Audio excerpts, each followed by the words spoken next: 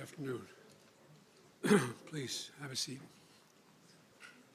I come to Israel with a single message. You're not alone. You are not alone. As long as the United States stands, and we will stand forever, we'll not let you ever be alone. Most importantly, I know the recent terrorist assault on the people of this nation has left a deep, deep wound. More than 1,300 innocent Israelis killed, including at least 31 American citizens by the terrorist group Hamas. Hundreds of young people at a music festival. The festival was for peace, gunned down as they ran for their lives. Scores of innocents, from infants to elderly grandparents, Israelis and Americans, taken hostage. Children slaughtered, babies slaughtered, entire families massacred. Rape, beheadings, bodies burned alive. Hamas committed atrocities that recall the worst ravages of ISIS, unleashing pure, unadulterated evil upon the world. There's no rationalizing it, no excusing it, period.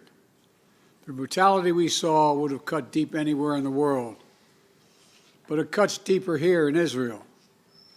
October 7th, which was a sacred Jewish holiday, became the deadliest day for the Jewish people since the Holocaust. It has brought to the surface painful memories and scars left by millennia of anti-Semitism and the genocide of the Jewish people. The world watched then, it knew, and the world did nothing. We will not stand by and do nothing again. Not today, not tomorrow, not ever. To those who are living in limbo, waiting desperately to learn the fate of a loved one, especially to families of the hostages, you're not alone. We're working with partners throughout the region, pursuing every avenue to bring home those who are being held captive by Hamas. I can't speak publicly about all the details, but let me assure you, for me, as the American president, there's no higher priority than the release and safe return of all these hostages. To those who are grieving, a child, a parent, a spouse, a sibling, a friend, I know you feel like there's that black hole in the middle of your chest. You feel like you're being sucked into it. The survivor's remorse, the anger, the questions of faith in your soul, staring at that empty chair, sitting Shiva, the first Sabbath without them. They're the everyday things, the small things that you miss the most. The scent when you open the closet door. The morning coffee you shared together. The bend of his smile, the perfect pitch of her laugh. The giggle of your little boy, the baby. For those who have lost loved ones, this is what I know. They'll never be truly gone. There's something that's never fully lost. Your love for them and their love for you. And I promise you, you'll be walking along some days and say, what would she or he want me to do?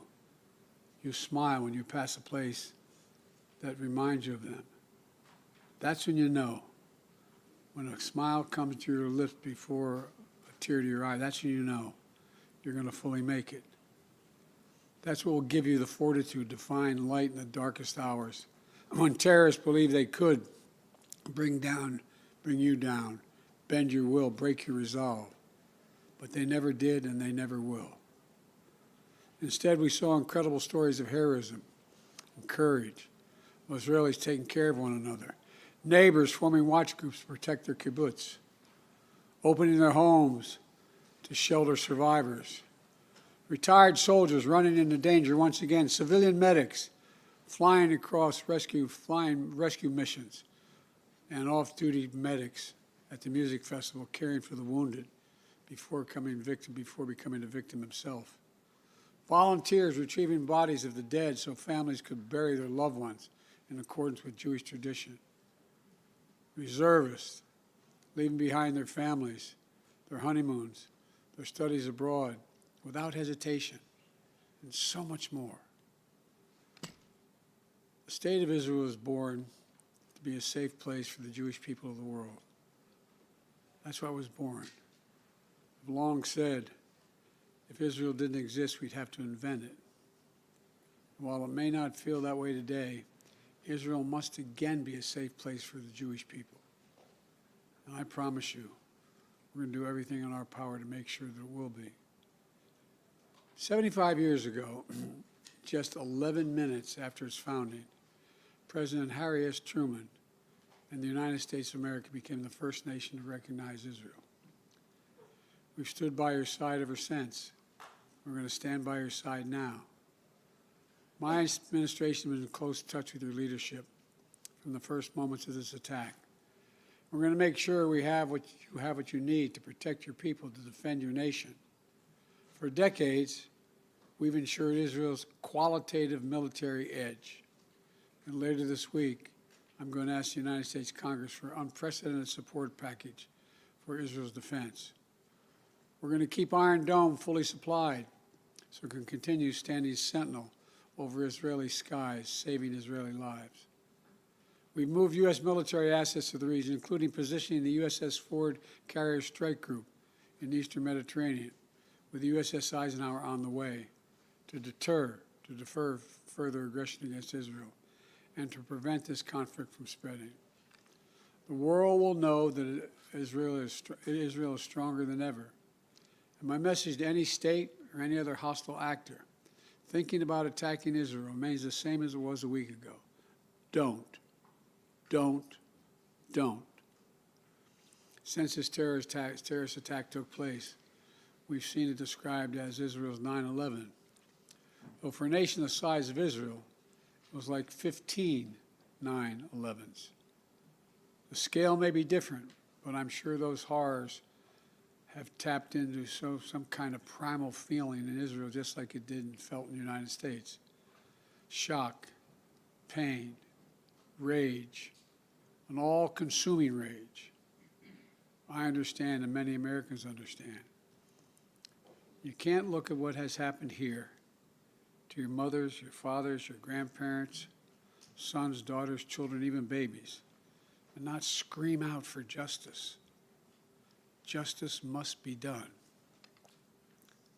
But I caution this: while you feel that rage, don't be consumed by it. After 9/11, we were enraged in the United States. While we sought justice and got justice, we also made mistakes. I'm the first U.S. president to visit Israel in time of war. I've made wartime decisions. I know the choices are never clear or easy for the leadership. There's always cost, but it requires being deliberate. It requires asking very hard questions. It requires clarity about the objectives and an honest assessment about whether the path you're on will achieve those objectives.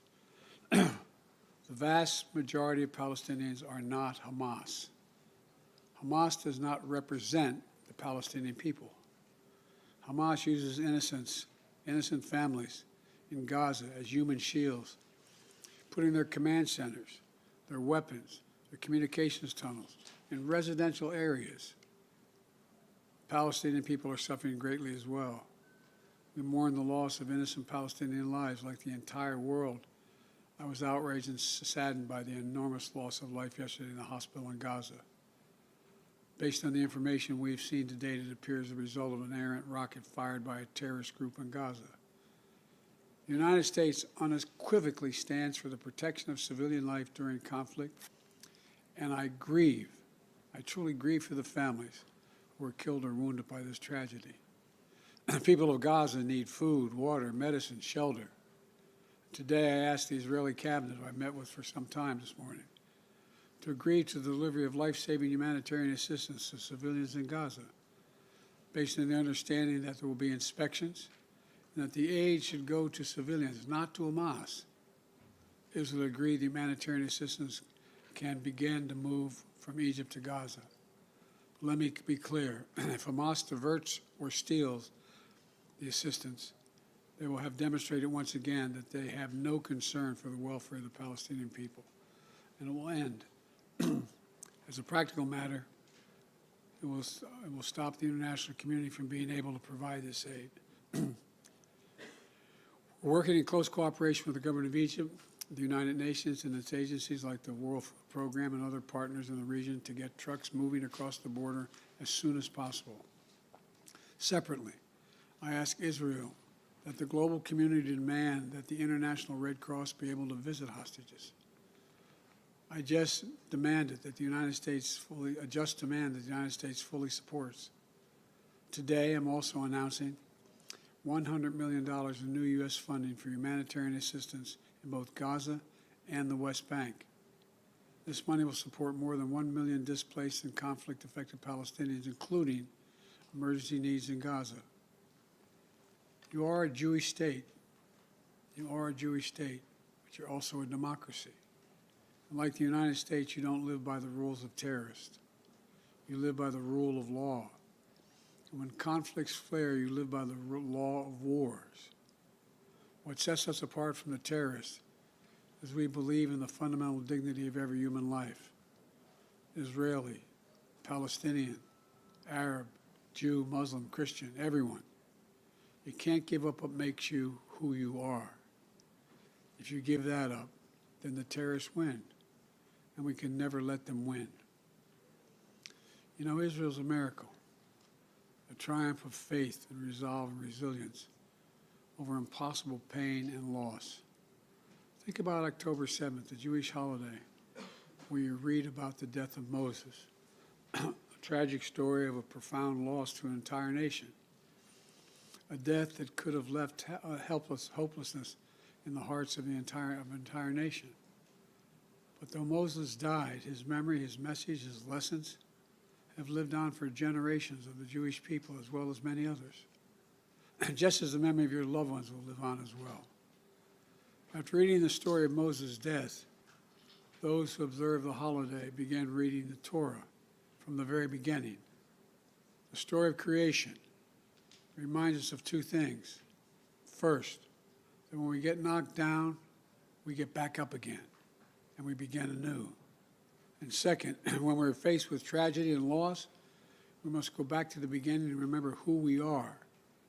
We are all human beings, created in the image of God with dignity, humanity, and purpose.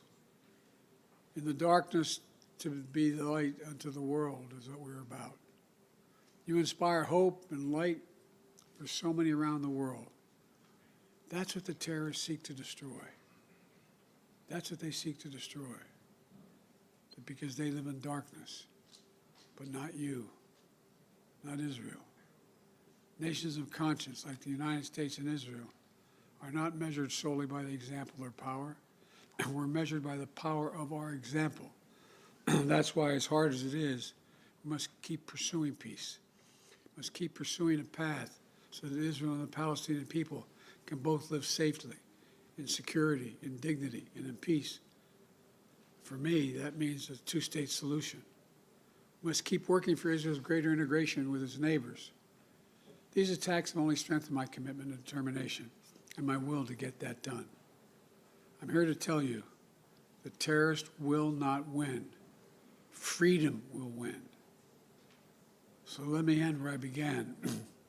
Israel, you're not alone. The United States stands with you. I've told the story before, and I'll tell it again, of my first meeting with an Israeli prime minister 50 years ago as a young senator. I was sitting across from Golda Meir at her desk in her office. And she had a guy who later became prime minister, sit next to me, just before the 1973 Yom Kippur War. And she flipped the maps up and down, telling me how bad things were and how terrible they were.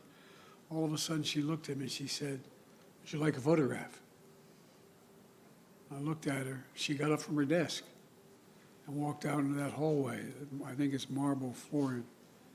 Walked out in the hallway. We walked out and there were a bunch of photographers standing in front of us. We were standing shoulder to shoulder. Without her looking at me, she said to me, knowing I'd hear her, "Why do you look so worried, Senator Biden?"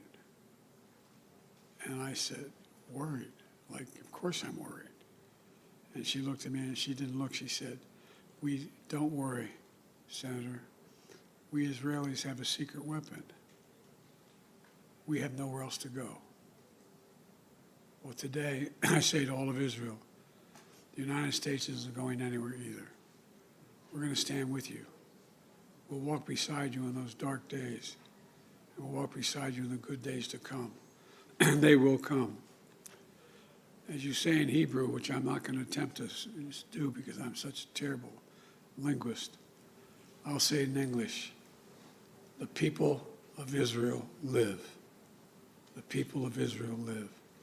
Israel will be safe, secure, Jewish, and democratic state today, tomorrow, and forever. May God protect all those who work for peace.